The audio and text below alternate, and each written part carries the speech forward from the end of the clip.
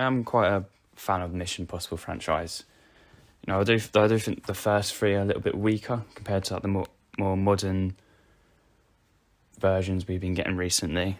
But they are still quite a bit of fun. I think especially that first one is quite timeless to a lot of people, and it's kickstarted off a franchise that now is probably one of the better action franchises we have. I think especially for me, Mission Impossible Fallout is an absolutely brilliant action film. But, this with Dead Reckoning had quite the film to follow up with, really. I do think of modern times, Fallout was probably one of the best action films we've had recently. And, I'm a little bit disappointed, I have to say, with Dead Reckoning.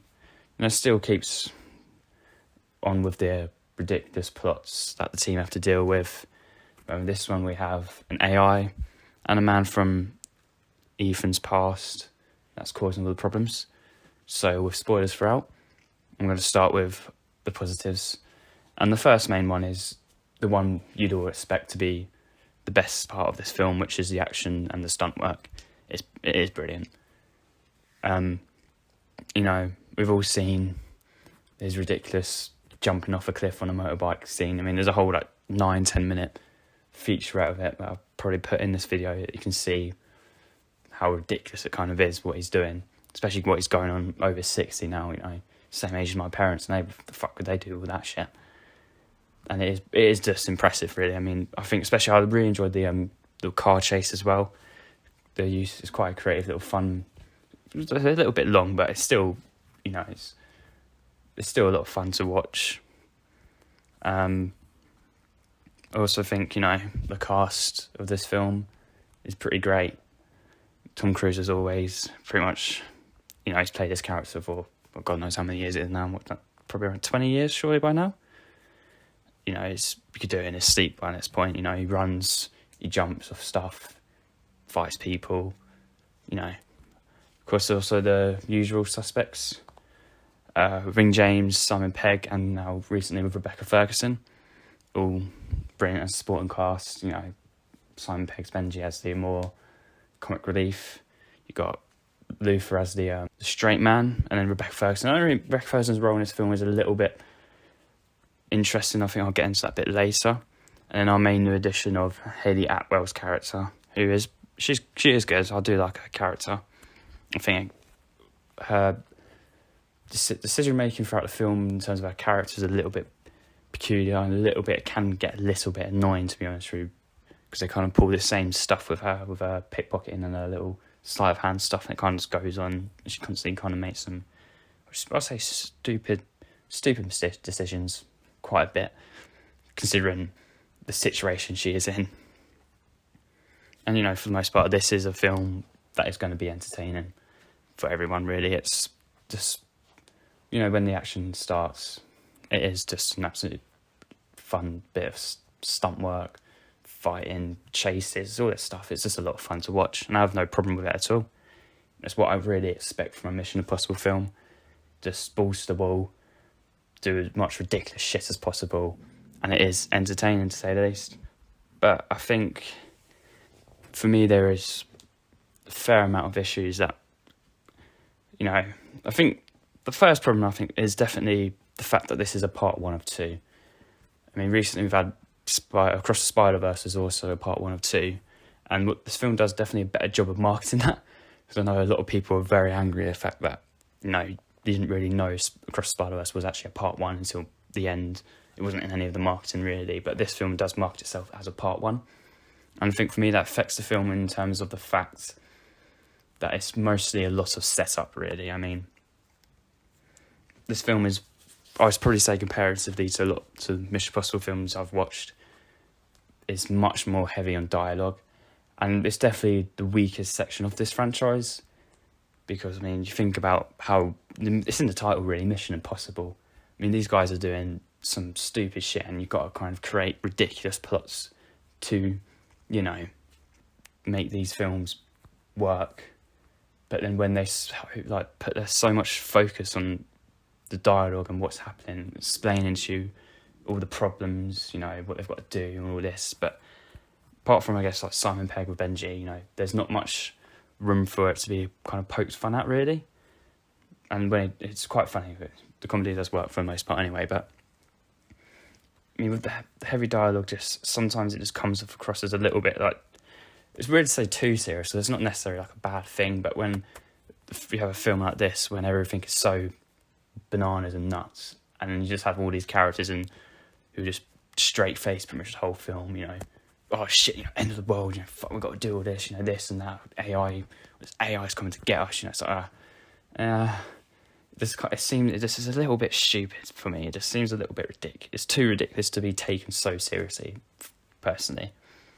But it's not just for me the way the dialogue's delivered. It's also the scenes of the dialogue being delivered are not very nice to look at. Essentially, there's a lot of there's a bit of like weird like choppy editing between characters. Like you have different. That's just like it's not just, you know, like your old, you know, camera B, camera A type thing. It's kind of like cuts of sometimes like cuts between like 360 angles of just like different characters speaking, and it's really quite choppy at points.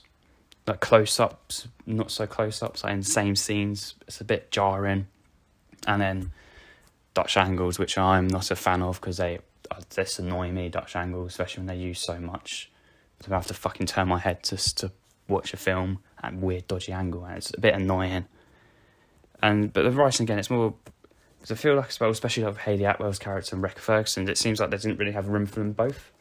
And I was going into this, you know, it's a part 1 or 2, you know, they've got to set the stakes high, so I was expecting someone to die. And I wasn't too sure if it was, my guess was either going to be Luther or Benji.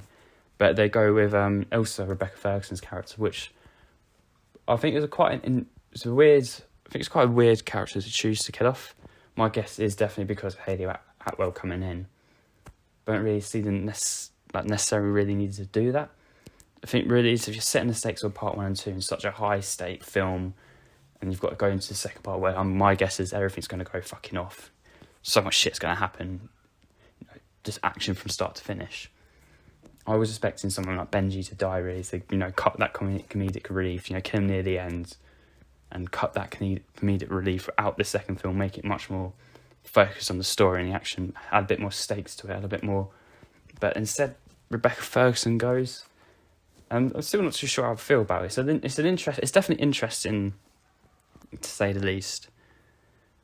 But I'm not too much of a fan of that decision. She gets killed by the main villain, who's you know, he's a solid villain. It kind of seems a little bit, I wouldn't say cliche as such, but his backstory kind of is. But you know, he is a bit he is quite menacing. He's backed with you know, they all have like their right hand men. I can't say her name probably. I don't want to butcher her name, but let's call her Pom. That's her first name. I don't actually remember the name of the character because she kind of has a weird. She shouldn't really do particularly much. Kind of like, such as Rebecca Ferguson. You know, both these characters throughout the film, they don't really particularly do much in the film. Really, like Rebecca Ferguson seems to be there to have a nice little moment with Tom Cruise before she dies, and the right hand woman. It's called Pom, because I know that's her first name. I guess her role is to essentially save Tom Cruise and Hayley Atwell at the end, which she does. She kind of has a little change of heart because her boss tries to kill her. And there's not things I have any problem with particularly. It's just I feel like a lot of the stories kind of happens from out of nowhere, you know. Stuff just happens. There's not really any build-ups or anything. There's kind of, there you win, something happens here. Then there's just a bunch of story, there's a bunch of people talking. And, you know, the dialogue does affect the pace of the film a little bit. I mean, it's like 167 minutes, this film? About 2 hours and 40, near 3 hour film. And it is a lot more heavy. It is very much focused on dialogue and setting up what is, I guess, going to be a really ridiculous part 2. But I think it depends. With a part 1 and part 2, you know. Sometimes with the release of the second part, you go back and you watch the first part, and it's, you know, they make each other better essentially, or you know, they can make each other worse. You think about something like Infinity War and Endgame. I guess they're the best one I can think of right now. You know, they work really well together. Infinity War can probably stand itself, but Endgame definitely couldn't stand without Infinity War. So that's where where I'm hoping is that, you know, once I think it comes out, I'm guessing it will be out next year, maybe. I don't know how much they've shot of it. I'm guessing they've written most of the scripts. I don't know how much of it they've finished up. But my guess it would probably be out next year. Right now, I highly just recommend watching Fallout and then not bothering with part 1 until part 2 comes out, if I'm honest. It's not much else I can say. No. I did really enjoy it for the most part. It's definitely not a bad film, it's just a bit disappointing, to say the least, comparatively to even, I think, maybe even Mission Impossible 5. I think I'd probably prefer to rewatch that, and even maybe 4. I haven't watched 4 in a while, but I watched 5 recently as well.